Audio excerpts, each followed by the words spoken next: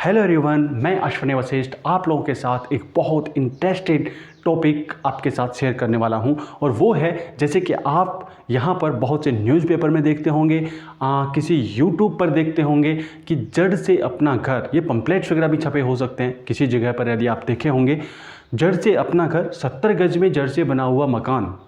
या फिर आप एक प्लॉट पर 8 से 10 ऐसी यूनिट्स देखते होंगे, फ्लैट्स देखते होंगे कि 20 से 25 लाख रुपए में, यानी कि वो आपको 80 लाख से 1 करोड़ तक का बजट रहता है। और जो एक प्लॉट पर 8 से 10 फ्लैट बने होते हैं वो आपको 20 से 30 लाख रुपए के बीच में देखने को मिलेंगे। और ये मैं बात कर रहा हूँ आज, जो हमारे आज का टॉपिक है वो हमारा है द्वारका मोड़ पर।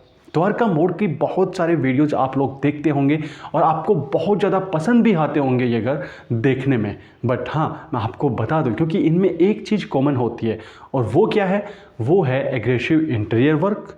इसके बाद आपको फोर सीलिंग के डिज़ाइंस हैं वो भी बहुत ज़्यादा एग्रेसिव मिलेंगे। चाहे उस प्रॉपर्टी की एक रूम देखें या डाइनिंग हॉल देखें, एक जो दीवार है वहाँ पर आपको 3D वॉलपेपर लगा होगा, काफ़ी सारी चमक दमक होगी और ये बिल्कुल ऐसे ही दिखेगा जैसे एक सजी हुई दुल्हन।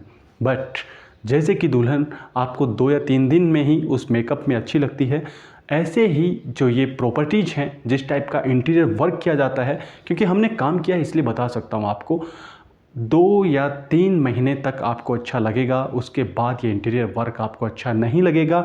आफ्टर 1 ईयर आपको इसमें फेडनेस दिखानी स्टार्ट हो जाएगी, यानी कि जो आपका वर्क हुआ है, इतना चमक दमक वहाँ पर है वो नहीं रुक सकती। हाँ, जो ब्रांड्स ऐसे आते हैं जो 4 से 5 साल चल जाती है, जिनकी चमक और दमक, वो यूज नहीं किए जाते और इस बजट में किए भी नहीं जा सकते, क्योंकि उनको बेचने के लिए कुछ दिन के लिए ऐसा करना होता है।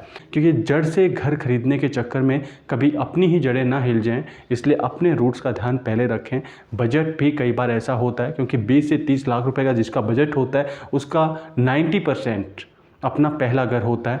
मैं गारंटी के साथ कह सकता हूँ, और ये मैं बोल सकता हूँ क्योंकि मैं इस फील्ड में 10 से 12 साल से हूँ और मैंने बहुत सारे क्लाइंट पर रिसर्च किया है। लेकिन और जो 80 लाख से 1 करोड़ की जो अमाउंट के जो होते हैं, जो जड़ से घर अपना बोलते हैं, उसमें बहुत बड़ा रिस्क हो जाता है। तो यहाँ पर इन्वेस्टमेंट करें या ना करें, द्वारका मोड़ पर ऐसे बहुत सारी प्रॉपर्टीज़ हैं और वो जो उसकी यूएसपीज हैं, मेन यूएसपी जो बताई जाती हैं वो बताई जाती हैं आपको 50 मीटर, 100 मीटर या 200 मीटर मैक्स बताया जाता है कि यहाँ से आपको मेट्रो की दूरी है।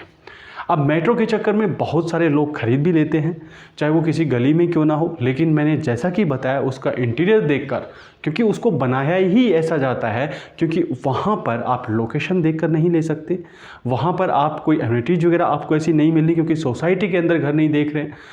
वहाँ पर सिर्फ एक ही चीज़ होती है, वो है इंटीरियर वर्क।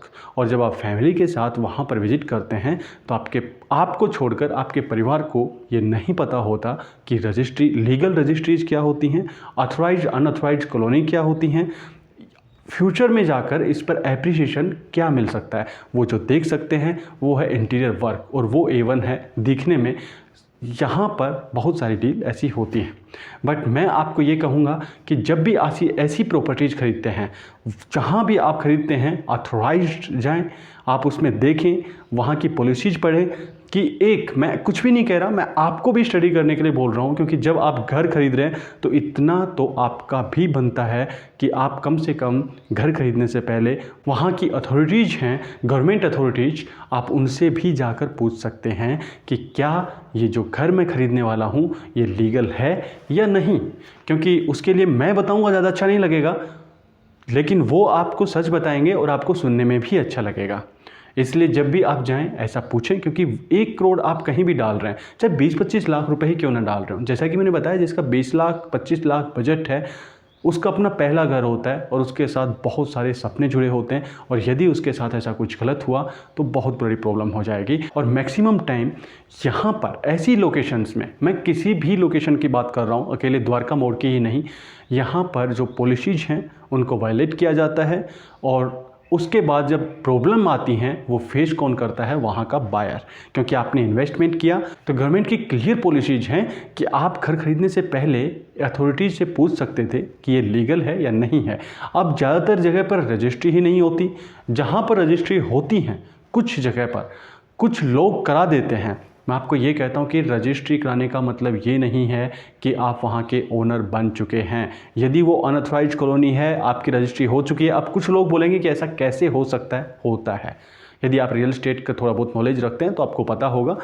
मैं इस वीडियो को डिटेल्ड में भी आप लोगों के साथ बात करने के लिए रेडी हूँ, बट आपको फिर बता रहा हूँ कि कमेंट बॉक्स में आपको लिखना पड़ेगा और हम ऐसी लोकेशंस को एक्सप्लोर करेंगे, आप लोगों के साथ शेयर करेंगे और जो रिस्क वहाँ पर हो सकते हैं वो भी मैं आप लोगों के साथ शेयर करूँगा। और ये अपने रिलेटिव्स एंड कलीग्स को शेयर कर दिया करें। मेरे ज़्यादातर वीडियोज़ होते हैं वो जो रियल एस्टेट एजुकेशन होता है उसी के ऊपर होते हैं।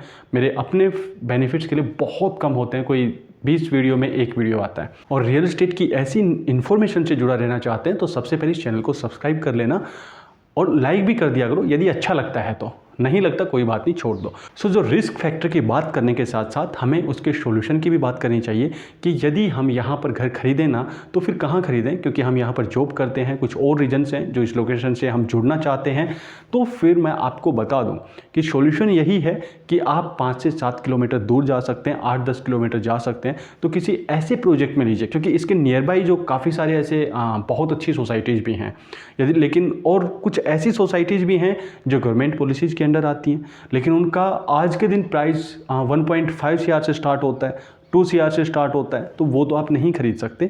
लेकिन फिर मैं कहूँगा कि थोड़ा सा दूर चले जाइए, 10 से 12 किलोमीटर भी जाना पड़े और रोड की कनेक्टिविटी अच्छी हो तो आप वहाँ पर जाकर किसी बिल्डर से खरीदिए, किसी सोसाइटी में जाके खरीदिए। क्यों? उसका फ़ायदा ये होगा, जब एप्रिसिएशन की बात आएगी तो आज जो फ्लैट आप खरीदते हैं 1 CR का खरीद रहे हैं, 100% उसके प्राइस बढ़े मिलेंगे यदि आप 3-4 साल की बात करें। लेकिन जो अनऑथराइज कॉलोनी में या इस टाइप के जो फ्लैट आप खरीद लेते हैं, ये समझ लीजिए कि फंस जाते हैं।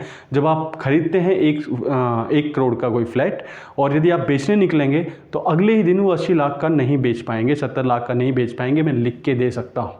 जो आप 25 लाख का खरीद रहे हैं, 30 लाख का खरीद रहे हैं, आप नेक्स्ट डे उसको बोलना कि मैं 30 लाख का खरीदा था, मैं 25 लाख में सेल करना चाहता हूँ, नहीं सेल कर पाएंगे। यदि डिप्रिसिएशन की बात की जाए तो उसमें कार की बात आती है कि कार में यदि आप 1 दिन बाद बेचेंगे तो 10% के आसपास की वैल्यू कम हो जाती है।